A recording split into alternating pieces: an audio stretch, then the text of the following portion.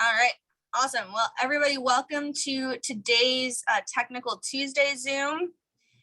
Today, we're going to talk about how to find the need. You guys may have heard that the sale is not made in the benefits part. The sale is made in the finding the need, building the need. That's where the prospect decides whether or not this might be a good fit for them. So it's super important that we spend a lot of time on that part. And guys, a good rule of thumb, the first half of your demo, the introduction part, the part before your buying atmosphere, that should really be longer than the benefits demo part. You know how in the sales conversation we say, hey, that was the long part, the policy itself is just a couple pages. That should be true for you guys, because we really need to be spending a little more time digging into building the need, how to find the need, and really making this make sense for people. So I'm going to talk about a couple different pages, and I'm going to show you guys on my screen. So we're going to talk about the iceberg page, the indirect costs page, and the buying atmosphere, which isn't exactly a page, but I'll show you where to talk about it. So I'm going to go ahead and share my screen.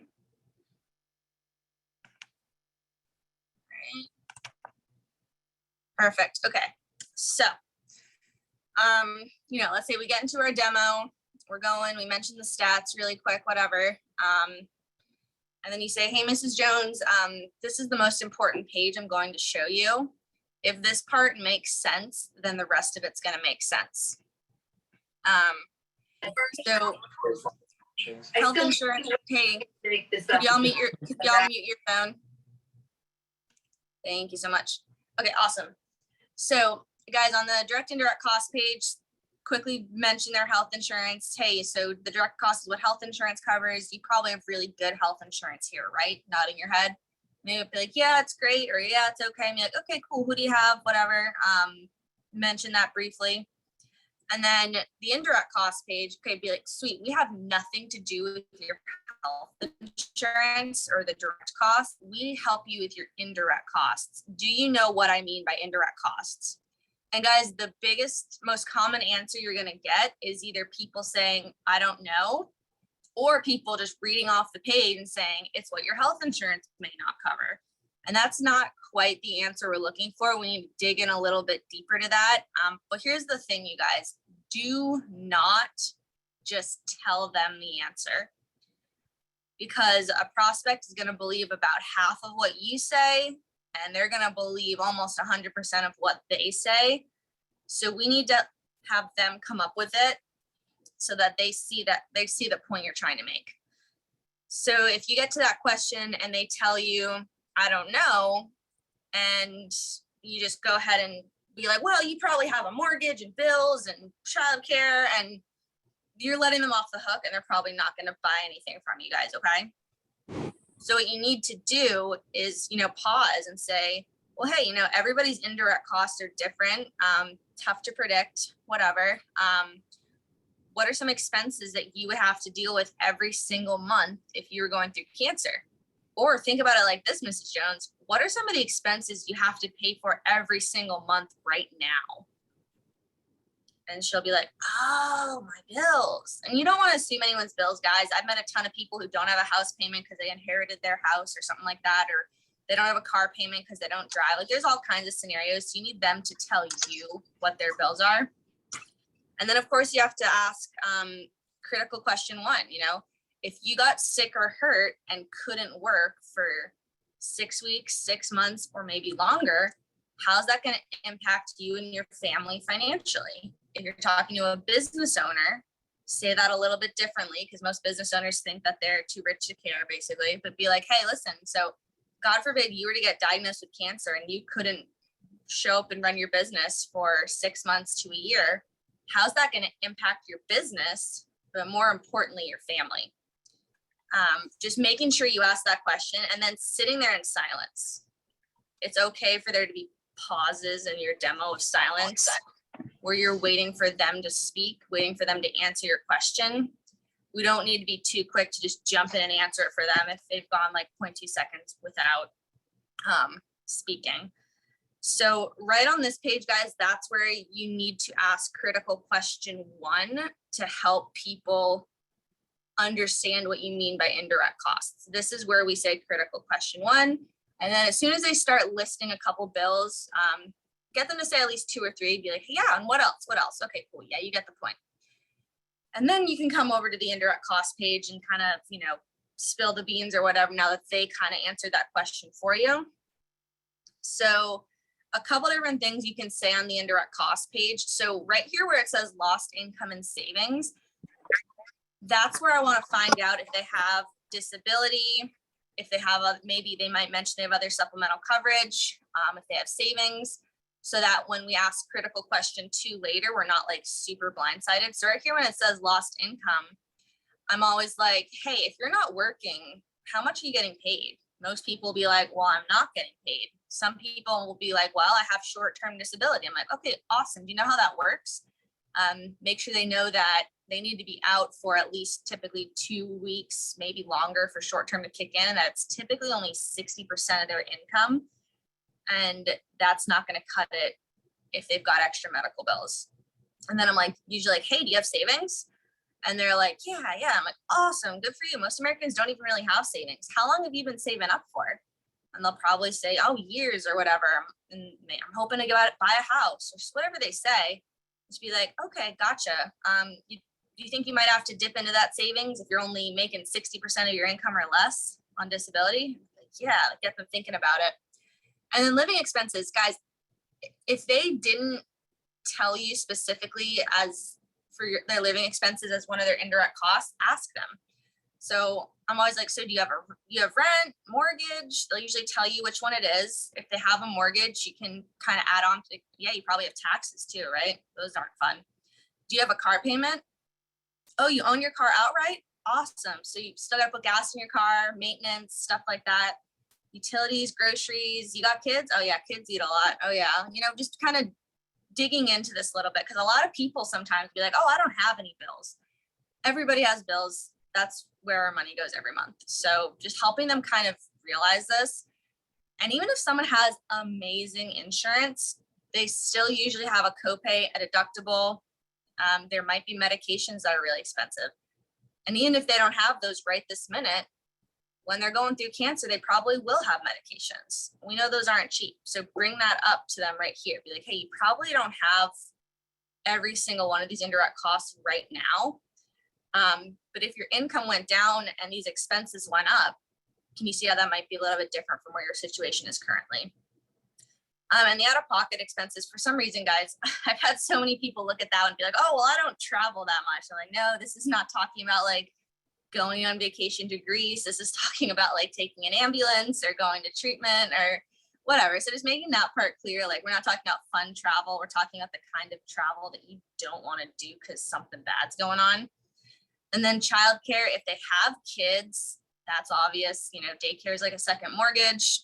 School is really expensive, college, whatever age their kids are.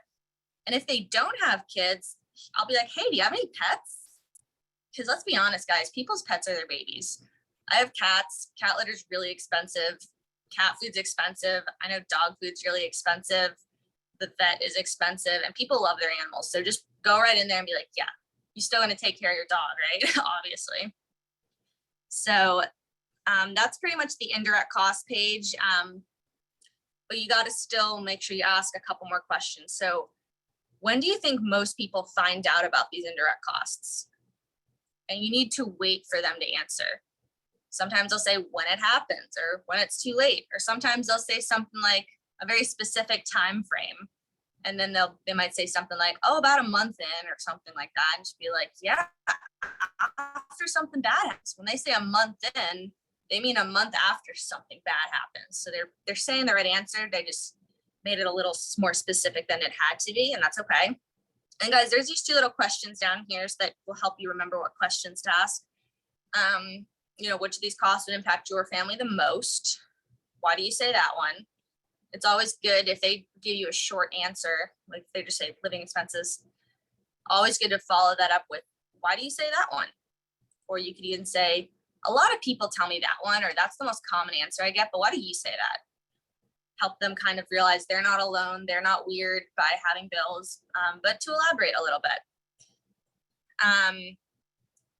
And then critical question 2, you guys, is where you say that right here. So you can do this one of 2 ways. Critical question 2, you can either do it right here, or you can quickly touch on this part. You can say, hey, there's a lot of ways people try and meet these costs, other than having to dip into your savings or sell your assets. What would be your backup plan to cover these indirect costs if you were going through something like that?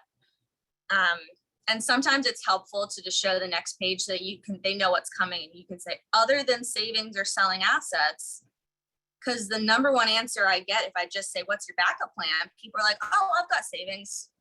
And maybe you dig into it and they've got 3 months put back or 6 months put back of regular expenses.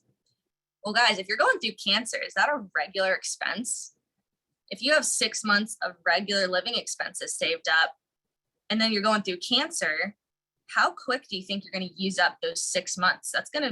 You're going to have a lot more expenses than normal, because like it says here, expenses going up, income stays the same or goes down, usually goes down. So right here is where you ask critical question 2. If they say, oh, I have savings, even though you just said other than savings, then you can say, awesome, I'm so glad you have that. Would you rather not have to use your savings to pay for cancer? And they'll probably be like, yeah, it's for something else or whatever. I'm hoping to retire someday or whatever. Then you just say, yeah, that's what most people tell me. So, I mean, other than your savings, what would be your backup plan? Just kind of asking that question again. Sometimes people don't really listen to you the first time you ask a question. And no one wants to feel like they don't have a backup plan. So they're going to do their best to make it seem like they do sometimes. And then if they're like, oh, I've got stocks, or I've got rental properties, or I've got gold bars in my backyard buried under the doghouse, or whatever they say with assets, awesome. I am so glad you have that. Good for you. You're doing a lot of things right. Do you really want to sell your stocks right now if you had to? Probably not, right? Would you really want to have to sell your stuff to pay for cancer? Probably not, right? You have all that stuff for a reason. You're probably hoping to retire someday, right? Yeah. Okay. Well, let's keep that in place. You don't want to touch that. You don't want to lose all of that just because something unexpected happened, right? And just getting them to realize that while, yes, they could use their 401k, there's a big tax penalty for that. Use an example if you've had one. You've probably met somebody in your turf who's had to use their 401k to pay for cancer. I know I met one when I was pretty brand new, and he told me there was about a 33% tax on it. And he was 59 years old when that happened. And, his wife had breast cancer. She beat it, used up his 401k, and now he's working at Advance Auto, and he's not retiring anytime in the foreseeable future. He doesn't have retirement, so he just got to work forever, So stuff like that, guys, that's a powerful story that if you tell it right and you tell it to your prospect around this page, they're going to realize, maybe I don't want to count on my 401k as my backup plan for cancer. And a good thing to say just in general when talking about the indirect costs is just to add this little one-liner to the beginning of your questions. You're like, hey, given your situation, so whether they're a single parent, they're the head of the household, they're an individual, hey, given your situation, you're the dad, you kind of, you're the main breadwinner in your family, which of those expenses would impact you guys the most? Or given your situation, if you couldn't work for 6 weeks, 6 months or longer, just kind of emphasizing that portion of who they are. And sometimes, guys, you need to kind of make it hurt them a little bit if they're just kind of, they have that attitude like, oh, it's never going to happen to me, blah, blah, blah, something like that. You need to kind of paint the picture for them a little bit. So one thing you could say is, what's your current backup plan if something like that were to happen next month? Like, let's say you had a sore spot, you go to the doctor tomorrow, they run some tests, they call you back next Monday and they're like, hey, we've got some good news and some bad news. The bad news is you've got cancer. The good news is we caught it early and we should be able to save you. The other bad news is the medicine you're going to be on is going to make you so sick, you're probably going to miss 6 months to possibly a whole year of work. So Mrs. Jones, if that happened, I mean, what do you have in place right now that will pay all of your household expenses for a year if you and your spouse cannot work? And Mrs. Jones, I say both spouses. Do you know why I say both spouses? Well, because gosh, Mrs. Jones, if you were battling cancer, your husband wouldn't probably just go to work like nothing's happening. You know, he would probably be the one driving you back and forth to Duke or wherever you're getting treated and watching the kids and kind of helping you out a whole lot while you're going through it. So just kind of making it real for them. And that's the part, guys, where sometimes it can be uncomfortable. It can be uncomfortable to ask people about their backup plan, ask people about their savings and their assets. Sometimes people can get a little defensive, people can get a little weird, but why are we talking to them, guys? We are here because we believe that what we do is important and that it can help them. And we are not helping them if we just skirt around the issue and try to avoid being awkward. Guys, if our whole life purpose was to avoid awkward situations, we probably wouldn't be going business to business, right? That can be awkward sometimes too, but we're here because we know it's important and we know we're helping people. So sometimes it's okay to be awkward, have awkward silences, ask people these tough questions and sit with them in the uncomfortableness in order to help them understand and reach a decision. And so I'm going to skip ahead to where you guys do your buying atmosphere. This is another part where it's really important to, obviously commit them to a simple yes or a simple no today, but it can also be one final point where you can build the need before you start showing them all the benefits. So I typically will do this if somebody is, a little bit, I don't want to say shady, but maybe a little bit non-committal. Like, hey, I'm going to run you through this. If the only favor I ask is when I get done, if it makes sense, fits the budget, and you're healthy enough to qualify, give me a simple yes, and we'll get you protected today, just like all these other families right here in Chesapeake or in Virginia Beach or whatever, wherever you are. And if it's not for you, feel free to tell me no at the end. I promise that won't hurt my feelings. Is that fair? And if they're kind of like, yeah, I guess that's fair. They're just kind of whatever, weird about it. Hey, you know why I asked that? Because everybody's just so nice around here that sometimes they're too shy to tell me no thanks. So instead they might say, gosh, Maria, this sounds awesome. I'm totally going to get it, but can I get your card and think about it? And then I'll call you back in a week or so. And Mrs. Jones, how many of those people actually call me back? You're right. Not very many. And then you can do the spousal thing. But what you also want to say, if they're like a little bit shady or something, you say, hey, Mrs. Jones, real quick, obviously we hope and pray that nothing like cancer ever happens to anyone that we talk to. But you never can tell, right? Right. And just given the fact that cancer does affect 3 out of 4 families, 1 out of 3 men and women, and all the stories you told me about having family history, gosh, we hope it doesn't happen. But do you think it's at least possible that at some point in the future, someone in your family might have to deal with that? So you make that really easy for them to just say, yeah, like, I guess it's possible. But yeah, right. Of course, that we hope it doesn't happen. But if it did, and as a direct result, you were unable to work for 6 months, a year, or maybe longer, might that add some additional stress and strain on your financial situation? Yeah, me too, right? That would be tough for anybody, right? Well, it sounds like you have a definite need for something. Would you agree? And they'll probably say, yeah. Okay, cool. Well, I don't know for sure if what I'm going to show you is going to fill that need for you. But this long list of people that own policies with us, and then go click on your little umbrella, look at your names list. All these people, when I met them, they had that same problem that you currently have. But then they got this policy and they don't have that problem anymore. So I'll run you through it. And then, let me know. Reiterate that really quickly. You don't have to like go into it don't repeat yourself too many times.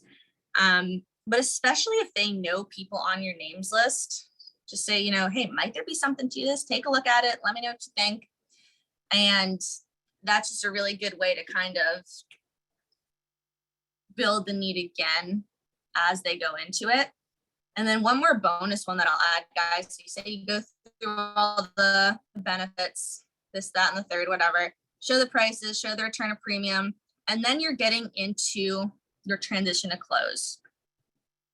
Now, here's where it's really important, or I guess I'll say helpful, if they've recognized people on the names list or recognized some photos, or if you're in a business and you signed up some of their other employees or whatever, be like, hey, so Mrs. Jones, now that you've seen the whole thing, different people choose to get protected for different reasons. So just going back to those selfies of other clients of ours.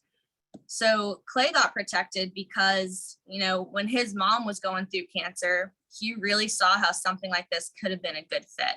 And you want to kind of, guys, be smart with the examples that you use and make it examples that would apply to your current prospect. So if it's show people that they know, if you can, or names they recognize or businesses they recognize, but almost try and apply it to their situation. So they're gonna be like, wow, that really could apply to me too. So let's say you're talking to a business owner who's got 5 kids and he's got a family history of cancer. So you could say, hey, so Mr. Jordan really liked the fact that, as a business owner, he can be in charge of how that money gets spent. He thought it's really cool that he's able to use it for personal expenses or business expenses, just whatever he wants to do. And Cherie, she's got 3 kids. She really likes the fact that this policy covers them as well. Because she said, Maria, if one of my kids is going through cancer, it might as well be me, because I'm going to be right there with them every step of the way. And then finally, Marlene over here, well, gosh, she just really likes the return of premium. She likes knowing that no matter what happens, that's either helping her and her family out while they need it, or that's money coming back to her or her kids if she weren't around to claim it. But now that you've seen the whole thing, Mrs. Jones, what did you like best? So that whole time, Mrs. Jones is thinking, oh, I know this person, I trust this person, and I'd do that to my kids too. Or, oh yeah, I guess if my kids were going through cancer, then I'd probably be with them every step of the way. And, I do own a business. So yeah, I do like that it can be used for business or personal expenses. So just kind of being smart with it, guys. And obviously, I shouldn't even have to say this, but obviously knowing your sales talk, your sales conversation, because once you know the sales conversation so well that you don't have to think about what to say next, then you can really listen to Mrs. Jones and what she's saying. And then you can really start to kind of target your transition to close and ask those really good questions, because you're able to focus on her and focus on listening instead of just focusing on, wait, what was critical question one again? Just kind of, obviously knowing your stuff, and then you're able to build that need a little bit better. So that's really what I've got for you guys. I didn't really get into much to building the need for different types of prospects, just because we've had that done before. And I think there's a recording of that on the YouTube channel, so definitely go check that out. This was just a little more about how to really focus in on building the need. And you don't have to do all of it every demo, because that can make your demo a little bit longer. But just hopefully some helpful tips in there to help really do your prospects the biggest favor you can by helping them come up with a need and helping them, feel like it was their idea to get protected. Does anyone have any questions about that? No, but Maria, you did a very, very, very good job with that. So thank you so much. Thanks, Brandy. Hey, I got a quick question about that short-term disability. Is that consecutive days that they have to miss, or is it a total of days? Great question. So it depends on the policy typically, but in general, short-term disability, the most basic cookie cutter short-term disability, you need to be out for 14 days, and then they will pay you 60% of your income. Some businesses, they're like, oh, we only have to be out for 7 days. Some people, they're like, oh, it pays 100%, but typically it's consecutive days. Yeah. Does that make Wonderful. sense? Thank you, Maria. You're welcome. All right. Anybody else have any questions? I have time for one more. All right. Looks like everybody is good to go. If you think of anything, just pop on Boxer and feel free to reach out there. But it was awesome talking to you guys, and we will go out and have an awesome Tuesday. And guys, let's just go focus on making people smile today. I want you guys to have that be your biggest focus today. The first person you see when you get out the car, make them laugh, make them smile. You know what they say, be funny, make money. So go out there and have a good time, you guys. Remember, you're doing an awesome thing. So we'll see you around. Everybody have a great Tuesday. Bye now.